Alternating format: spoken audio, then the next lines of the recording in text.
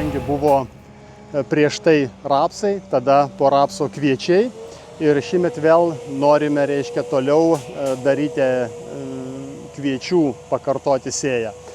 Bet kad galėtumėm ją sklandžiai atlikti, reikia ant matomos ražienos, kuri tikrai po lėkščiavimo nesusidirbo taip, kaip norėtųsi, kadangi drėgmės kiekis yra labai didelis.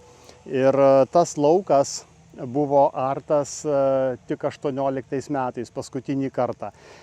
Bet šįmet priimame sprendimą, kadangi taip susidėliojo ir pagal sėjomainą turime atseliuoti, tai reikia atlikti arimą. Yra labai svarbu. Prieš arimą privalome atiduoti mūsų, jau užtaisytą tirpalą purkštuve ir šiuo metu purškiame, kasas 60 litrų į hektarą ir 3 litrai huminių rūgščių. Atliekamas purškimas ir tuoj pat iš paskos važiuojam ir darom arimo darbus.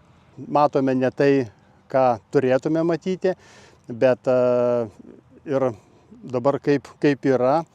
Mūsų buvo iš tikrųjų nuo 18 metų, kaip ir minėjau, nevykdytas joks arimas, bet matomas tiesiog tas užmirkimas to paties dirvožemio ir jeigu reikėtų dabar sėti tik atlikus skutimą, niekaip negalima kitaip dirvos prasidžiovinti, kaip tik arimu.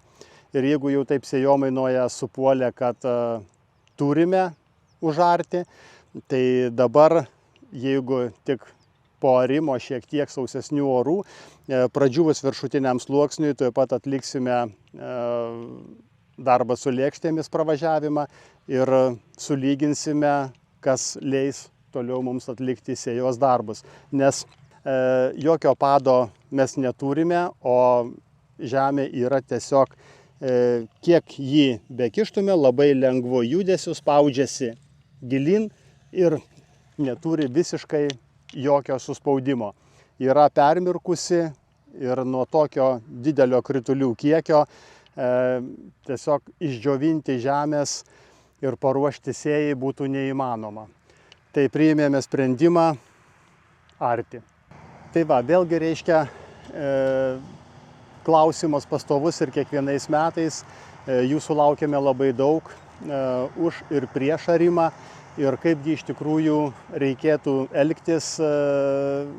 Manau, kad kiekvienas ūkininkas jis turi priimti sprendimą savitą ir žiūrėti pagal vyraujančius dirvožemius, ką turime, ir arimo tikrai nebijoti. Jį netgi patartina kartoti kas kelinti metai, ypatingai šįmet, kai yra tiek daug augalinių liekanų dirvos paviršiuje ir jos ne tik augalinės liekanos, bet kartu yra ir labai daug ligų, kurios tiesiog augimo metu yra dabar visos prisisegusios prie ląstelienos, prie tų šiaudų. Jeigu darytumėme tik lengvą viršutinį skutimą, nes matome, kad pado jokio nėra, užtenka tik viršų prapurenti, bet kai pravažiuoja traktorius ir tiesiog jaučiame balos kvapą, atverčia žemę ir matosi, kad jinai yra supuolusi. Ir šįmet buvo labai pastebėta labai daug vandens ir praktiškai šitas visas laukas, esant dideliam lietui, jis buvo vos ne visas po vandeniu. Tai antiek yra suplautas ir dabar matome, kad tas kvapas, kai tik atarėme dirvą, ją perverčiame, yra balos kvapas. Tai už tai ir norime arti, kad pagerinti maisto medžiagų įsisavinamumą, nes arimas palengvina maisto medžiagų įsisavinamumą kaip minimum net 30%. Toliau, ką matėme šįmet, kad augalų šaknys buvo uždususios ir nesugebėjo paimti to maisto, kiek mūsų yra atiduota trąšų. Už tai grūdai truputėlį pradėjo stigti ir saiko, ir jie smulkesni. Tai rodė augimo metu, kai įsitraukia augalą ir matai, kad augalas uždusęs, nes šaknys viską išduoda. Tai tas arimukas, kuris, sakyčiau, šįmet yra labai svarbus dėl, vėlgi pasikartojant, dėl kelių priežasčių. Tai pagerinti reiškia tiesiog visą vandens režimą dirvožemyje po tokio didelio lietaus, po liūčių netgi sakyčiau, maisto medžiagų įsisavinamumą. Arimas tai iš tikrųjų labai palengvina, užversti esamus tuos patogenus, kurie yra dirvos paviršiuje. Ir žinoma, jeigu tu juos užverstum į sausą žemę, tai būtų vienas mineralizavimasis. Kai verčiame dabar su šlapia žeme, yra deguonies plus išpurkštas kaso trąšos kartu su huminėmis rūgštimis, jis greitai dirvožemyje suirs, nes drėgmės deguonies turi. Tai visgi tas arimukas, ypatingai jeigu dar yra ruošiama atseliavimui, tai tiesiog yra patartinas ir būtinas. Ir žinoma, kitas etapas bus, reiškia, jau dirvos paruošimas prieš sėją, sėklos guolio paruošimas ir taip pat pati sėkla. Nes didelį dėmesį šįmet reikia skirti pačiai sėjamai medžiagai, ką mes sėsime. Nes tokiais drėgnais metais užkrėstumas tikrai yra gana didelis ir sėkla, jeigu jinai yra jau užkrėsta fuzarioze, tiesiog jos nesėti ir bandyti ieškoti, kur galima nusipirkti gerų variantų. Labai svarbus momentas – tai sėjos laikas. Jau kai dirvą paruošėme, atlikome arimą ten, kur reikia, paruošėme, reiškia, sėklos įterpimo guoliui vietą, sėklos sėjimo gylis, sėklos norma. Sėklos norma labai priklauso nuo sėjos terminų. Žinoma, pernai metai nebuvo dėkingi labai vėlyvai sėjai ir matome, kad per derlingumą labai stipriai vėlindami sėją nukentėjome.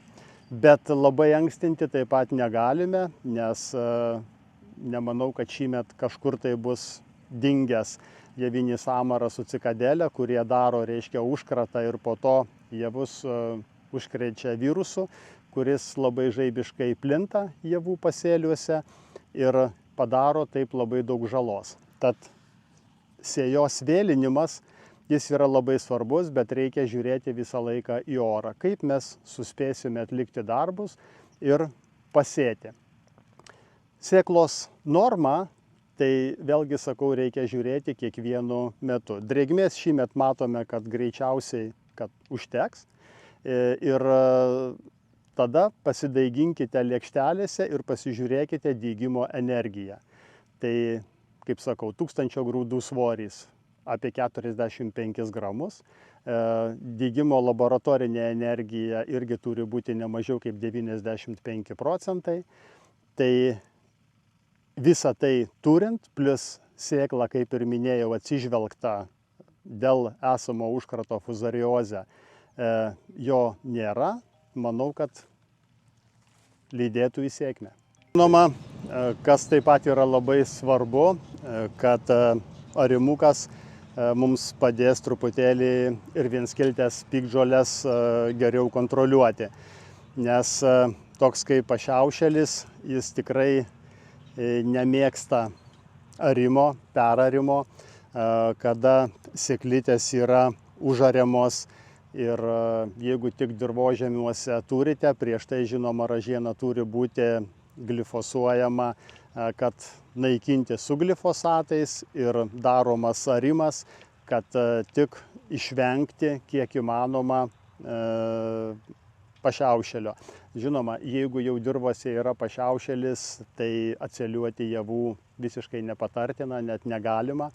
Reikia tada tą palikti arba pavasarį pupoms, arba žieminiam rapsui, kadangi galima tuose laukuose, naudojant centurioną, naudojant arimą, išsivalyti ir stipriai pagerinti laukus prieš tokias piktžoles kaip pašiaušėlį, kaip miglę ir kitas vienskiltes žoles, kurios nemėgsta arimo.